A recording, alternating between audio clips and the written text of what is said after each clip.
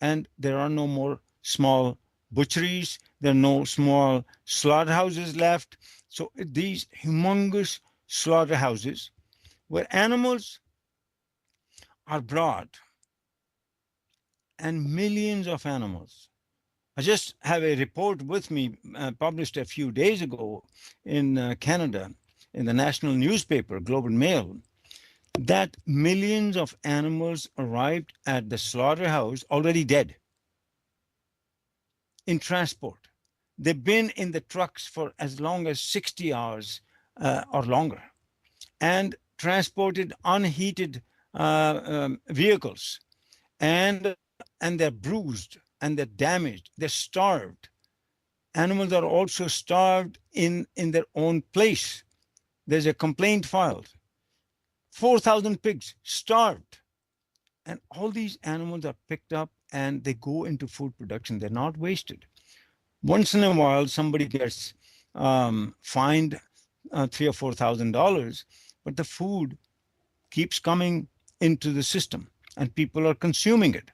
The only advice they receive, cook it thoroughly, but otherwise don't worry about it. In there is also the 50% of the wasted, what they call waste of the animal, which is not meat.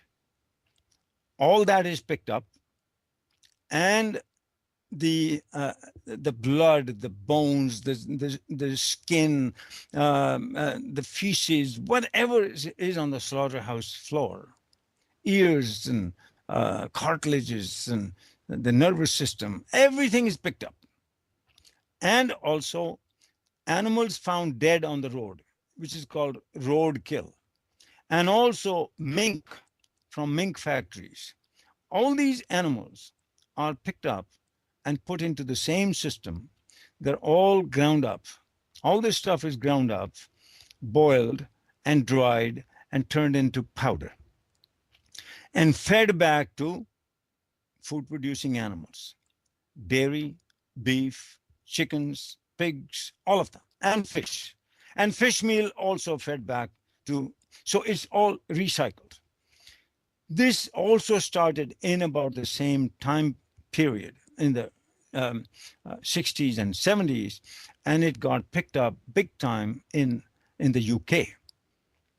Then in a few years, they discovered there were many cows, dairy cows, that developed what's called bovine spongiform disease or mad cow disease. What happened was that these animals got sick in the brain and they would stagger and fall down and die.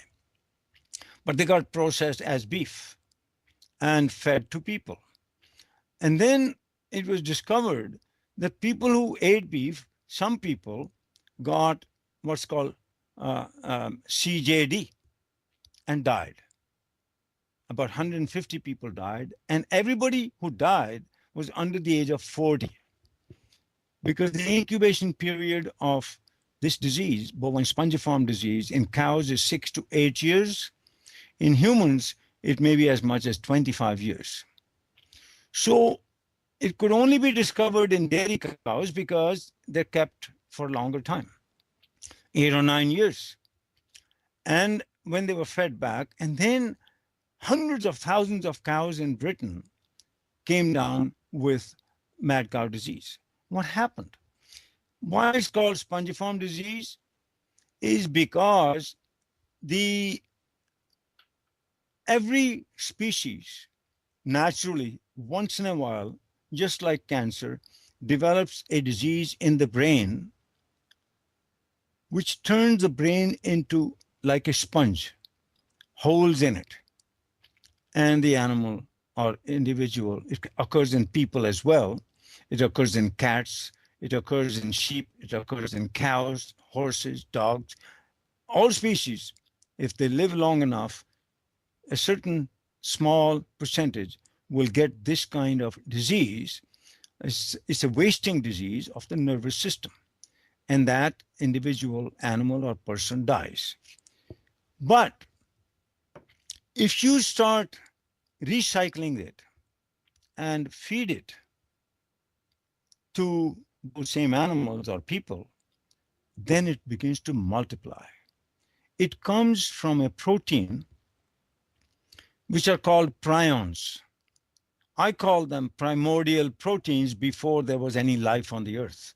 They were only proteins as life was beginning to emerge.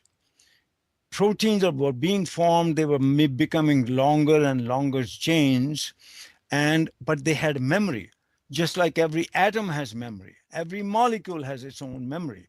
And those protein molecules have memory to this day. And just like cancer, if they don't cooperate with the rest of the body, then the system can break down. But if you start picking up cancer and start injecting into people, transferring it to other animals and people, you can cause cancer. Similarly, you can transmit this disease from prions.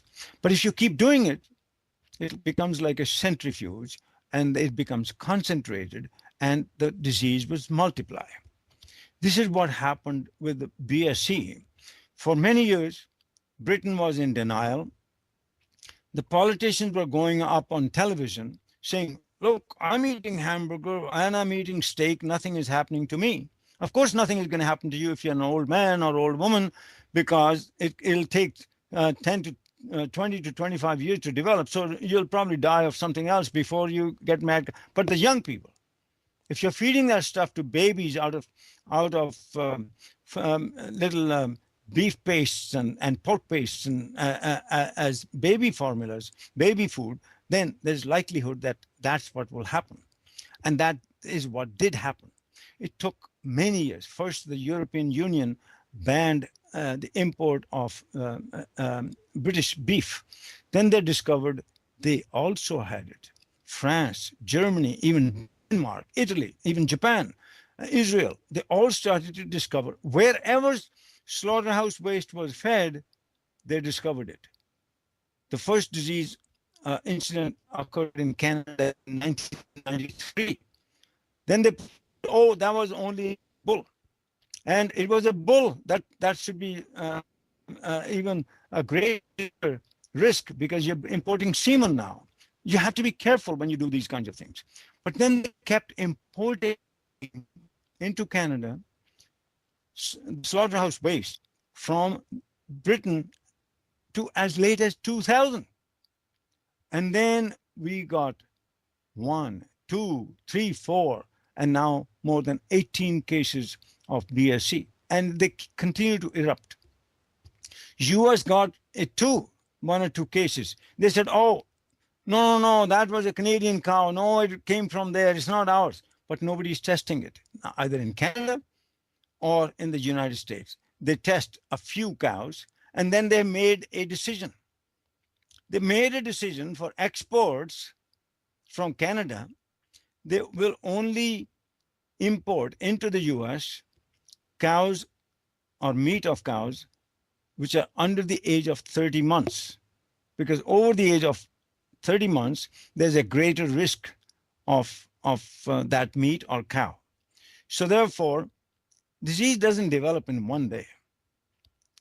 If the cow was not sick at 30 months, but the disease was still developing, and 1% of the nervous tissue is in the muscle, because in Canada, they said, let's remove the brain and the spinal cord, which they call specific risk material, or SRM. Now you can eat the rest of the cow. Well, there are 2 issues here.